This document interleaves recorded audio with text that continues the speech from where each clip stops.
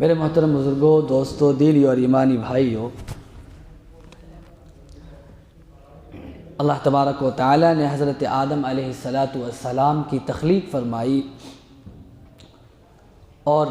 ان کی خلافت کا فرشتوں کے درمیان اعلان فرمایا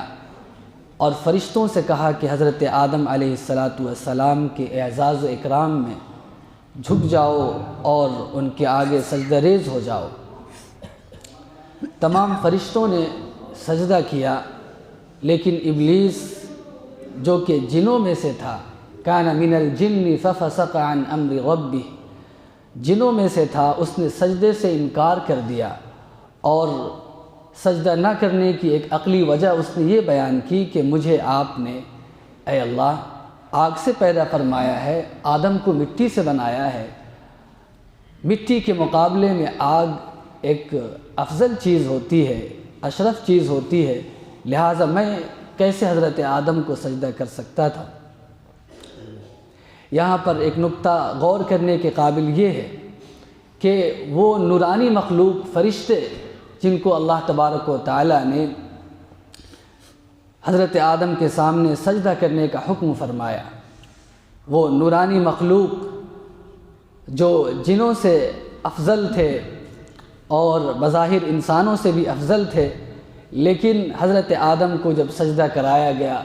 اور انہیں مسجود الملائکہ بنایا گیا تو ان کے مقام کو اور بلند کر دیا گیا۔ تو ایک نورانی مخلوق کو حکم دیا گیا کہ اس مخلوق کے آگے سجدہ ریز ہو جاؤ جو مٹی سے بنائی گئی ہے۔ یہاں پر غور کرنے کے قابل یہ ہے کہ انسان کا مٹی سے بنایا جانا اور گارے سے بنایا جانا، اس کے اندر کوئی نقص کی بات نہیں، کوئی کمی کی بات نہیں ہے۔ بعض لوگ جو یہ کہتے ہیں کہ حضور اکرم صلی اللہ علیہ وسلم کو نور سے بنایا گیا یا آپ کو نور کہتے ہیں، اور وہ یہ تصور رکھتے ہیں کہ اس سے آپ کا مقام بلند ہو جائے گا اور آپ کی اہمیت میں اور عظمت میں اور اضافہ ہو جائے گا، یہ ان کا مغالطہ ہے۔ فرشتے جو نورانی مخلوق ہیں، اللہ تبارک و تعالی نے ان کو حکم دیا کہ حضرت آدم کے آگے سجدہ کرو۔ پھر جب ابلیس نے سجدے سے انکار کر دیا اور یہ کہا کہ میں افضل و اعلیٰ ہوں، تو اللہ تبارک و تعالی نے اس سے پوچھا کہ تم نے کیوں انکار کیا؟ تو اس نے یہی بات کہی، خلقتنی من نار وخلقتہ من طین، کہ آپ نے مجھے آگ سے پیدا فرمایا، حضرت آدم کو مٹی سے پیدا فرمایا۔ اللہ تبارک و تعالیٰ کا جب حکم آ جائے، شریعت کا جب حکم آ جائے، تو بندے مومن کی شان یہ ہونی چاہیے کہ اس پر آمنا و صدقنا کہے، اس بات کو قبول کر لے، فوراً اطاعت اختیار کر لے۔ یہ نہ ہو کہ منہ میخ نکالے اور سوال کرے کہ اس کے پیچھے حکمت کیا ہے، اس کے پیچھے مصلحت کیا ہے۔ جیسے آج کل آپ دیکھتے ہوں گے بعض جو اپنے آپ کو لبرل سمجھتے ہیں، آزاد خیال سمجھتے ہیں، اسلامی احکامات پر سوالات کھڑے کرتے ہیں اور انگلی اٹھاتے ہیں اور اس کی حکمت اور عقلی وجہ تلاش کرتے ہیں۔ کبھی پردے پر سوال کیا جاتا ہے، کبھی اسلامی میراث پر سوال کیا جاتا ہے، اور نہ جانے کیا کیا اعتراضات کیے جاتے ہیں جو بظاہر اپنے آپ کو مسلمان سمجھتے ہیں۔ ایک بندے کی شان یہ ہونی چاہیے کہ جب اللہ کا حکم آ جائے تو اس پر جو ہے سر تسلیم خم کر دے اور اس کو مان لے، اس کی اطاعت اختیار کر لے۔ تو وہ ابلیس جو جناتوں میں سے تھا، اس دنیا کے اندر پہلے اس کو رکھا گیا تھا اور جناتی برادری میں وہ پہلے سے تھا اور بڑا عبادت گزار، بڑا تہجد گزار تھا، ہمیشہ اللہ کی تسبیح اور تحمید میں مشغول رہا کرتا تھا۔ اس کی عبادت و ریاضت کو دیکھ کر اللہ تبارک و تعالی نے اس کو جنت میں بلایا تھا اور پھر وہ فرشتوں کے ساتھ رہنے لگا تھا اور فرشتوں میں گویا کہ وہ شامل ہو گیا تھا۔ پھر اللہ تبارک و تعالی نے حضرت آدم کی تخلیق فرمائی اور جہاں تمام لوگوں کو سجدے کا حکم دیا وہاں ابلیس بھی اس حکم میں شامل تھا، لیکن اس نے انکار کیا۔ تو اللہ تبارک و تعالی نے اس سے کہا کہ اب تم اس لائق نہیں ہو کہ جنت میں رہو اور میری نافرمانی کرو،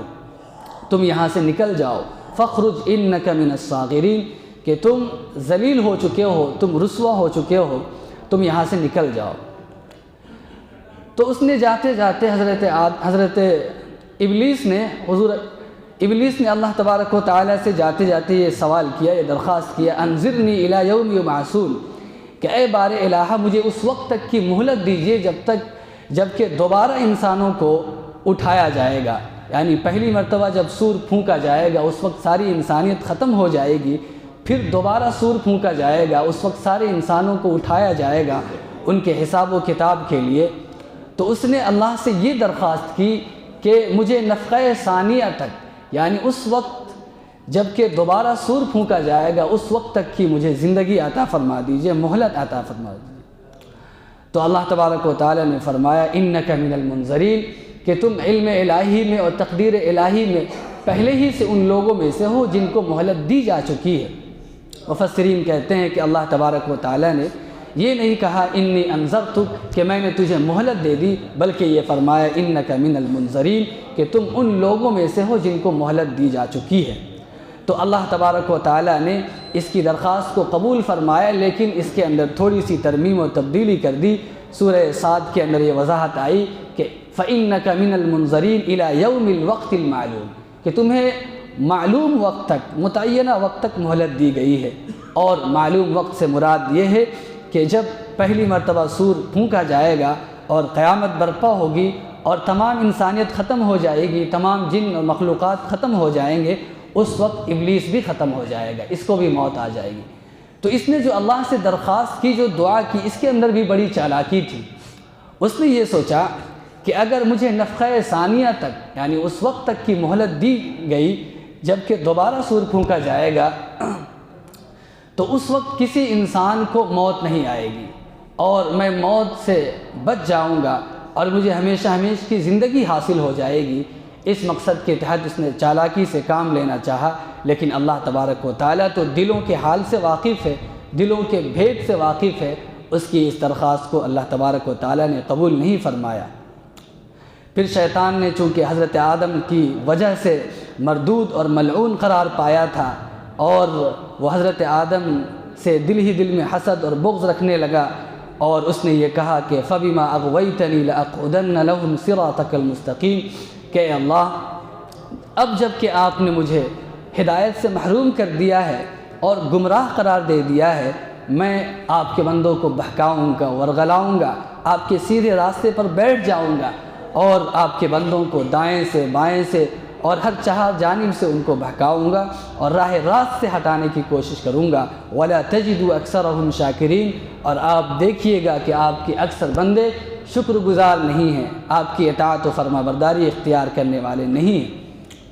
اللہ نے فرمایا اخرج منہا مذعوما مدحورا، تم ذلیل و رسوا ہو کر یہاں سے نکل جاؤ، اور یاد رکھو کہ جو بھی تمہاری اتباع کرے گا تو ان کی بھی اور تم کو بھی جہنم میں ڈال دوں گا اور تم سب سے جہنم کو بھر دوں گا۔ پھر اللہ تبارک و تعالیٰ نے شیطان کو نکالنے کے بعد، ابلیس کو نکالنے کے بعد حضرت آدم علیہ السلام سے خطاب فرمایا اور یہ کہا کہ اے آدم، تم اور تمہاری بیوی جنت میں رہو اور جہاں سے چاہو کھاؤ پیو اور مزے کرو، لیکن یاد رکھنا اس متعینہ درخت کے قریب بھی مت جانا، اگر اس درخت کے قریب گئے، اس کا پھل تم نے چکھ لیا تو تم ظالمین میں سے ہو جاؤ گے۔ حضرت آدم علیہ السلام اور حضرت حوا کے تعلق سے مفسرین نے بیان فرمایا ہے کہ حضرت آدم علیہ السلام پہلے مرحلے میں چونکہ تنہا تھے اور حضرت حوا کی پیدائش نہیں ہوئی تھی، حضرت آدم جنت میں رہتے تھے اور گویا کہ آپ کو ایک رفیق کی، ایک دوست کی، ایک مونس و غمخوار کی ضرورت محسوس ہو رہی تھی۔ اللہ تبارک و تعالیٰ نے اس کو سمجھ لیا تھا اور پھر اللہ نے یہ فیصلہ کیا کہ حوا کی پیدائش ہو، تو حضرت آدم علیہ السلام کی بائیں پسلی پر ایک پھوڑے کی طرح ایک چیز نکلی اور دھیرے دھیرے وہ پھوڑا بڑا ہوتا گیا، پھر وہ پسلی سے الگ ہو کر نیچے گر گیا۔ حضرت آدم علیہ السلام نے اس کو دیکھا تو اس کے اندر انسانی شکل پائی گئی اور حضرت آدم علیہ السلام اس کی نگرانی کرتے رہے اور جنت کی اس پر ہوائیں چلتی رہی، جنت کے ماحول میں وہ چیز رہی اور دھیرے دھیرے وہ ایک انسانی شکل میں آ گئی اور پھر وہ حضرت حوا علیہ السلام کی شکل میں، ایک مکمل انسان کی شکل میں وجود میں آئی اور پھر اللہ تبارک و تعالیٰ نے یہ فیصلہ کیا کہ ان دونوں کے تعلقات سے انسانی آبادی اور افزائش نسل ہوگی۔ حضرت آدم علیہ السلام کے بارے میں یہ بھی کہا گیا کہ جب حضرت حوا علیہ السلام کا مجسم شکل ایک سامنے آ گئی اور حضرت آدم نے چاہا کہ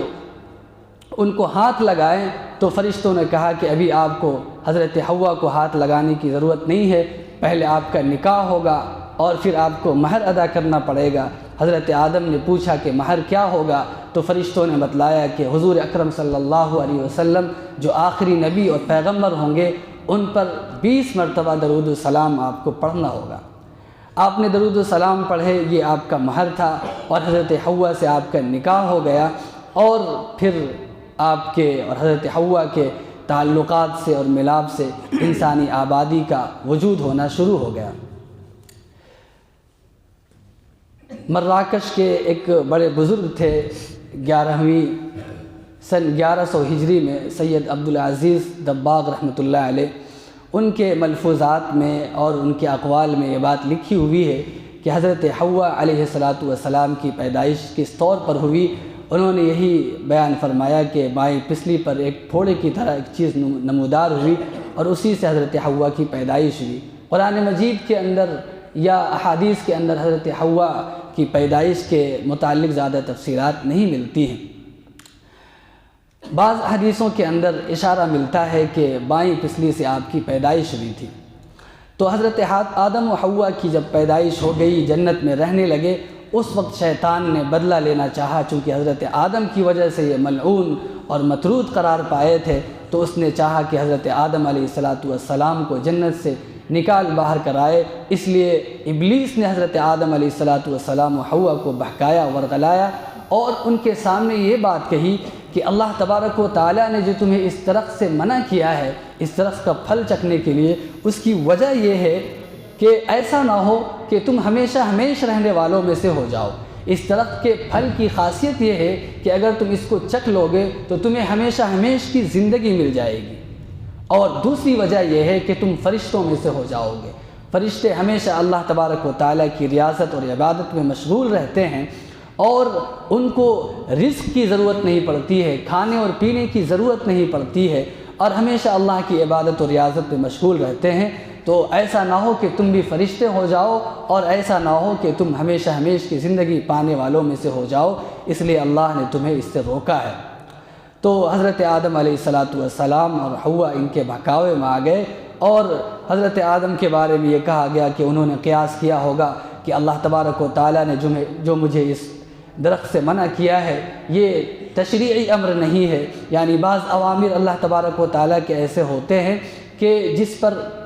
جس کو چھوڑنے پر یا جس کام سے منع کیا گیا ہے اس کو کرنے پر اللہ تبارک و تعالیٰ سے طرف سے سزا دی جاتی ہے، اور بعض احکامات ایسے ہوتے ہیں جو شفقت پر مبنی ہوتے ہیں۔ تو اس ممانعت کو شفقت پر محمول سمجھا، اس وجہ سے حضرت آدم علیہ السلام نے اس درخت کے پھل کو چکھ لیا، اور جو ہی حضرت آدم و حوا نے اس درخت کے پھل کو چکھا، جس کے بارے میں علماء و مفسرین کہتے ہیں، بعض یہ کہتے ہیں کہ گندم کا درخت تھا، بعض یہ کہتے ہیں کہ انجیر کا درخت تھا، اور بعض کچھ اور بھی کہتے ہیں، جیسے ہی اس درخت کے پھل کو چکھا، ان کے اوپر سے جو لباس تھا وہ لباس جنتی اتر گیا، اور پھر اللہ کی طرف سے یہ فیصلہ کیا گیا کہ اب تمہیں جنت میں نہیں رہنا ہے، تمہیں اب اس دنیا کے اندر جانا ہے، جس دنیا کے لیے تمہیں میں نے اپنا خلیفہ اور وائسرائے اور نائب بنایا ہے۔ پھر اللہ تبارک و تعالیٰ کے فیصلے کے مطابق حضرت آدم علیہ السلام کو اس دنیا میں اتار دیا گیا۔ اللہ تبارک و تعالیٰ سے دعا ہے کہ ان باتوں کو سمجھنے اور عمل کرنے کی توفیق